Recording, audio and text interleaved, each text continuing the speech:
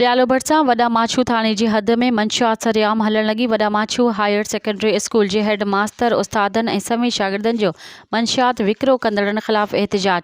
वॾा माछू पुलिस ख़िलाफ़ सख़्त नारेबाज़ी। इन मौक़े ते उस्ताद लाल बख्श जागीरानी, मीर अली वाजिद, अब्दुल वहीद मलक, उस्ताद ग़ुलाम मुर्तज़ा चन्ना समेत शागिर्दनि मीडिया सां ॻाल्हाईंदे चयो त ईंदड़ नौजवान नस्ल तबाह थी रहियो आहे। पुलिस जी सरपरस्ती में सरेआम खुलियल गुटको, इंडियन, ज़हरीलो सोपारियूं, कचो शराब, चर्स, अफ़ीम, हीरोइन, आइस वग़ैरह सरेआम बिना के ख़ौफ़ जे हलण लॻा।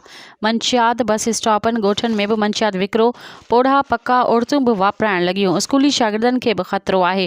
हुननि SSP ख़ैरपुर खां मुतालबो कयो त मामले जो नोटिस वठी हलंदड़ मंशियात बंदि कराए ईंदड़ नौजवाननि नस्लनि खे तबाह थियण खां बचाए वञे।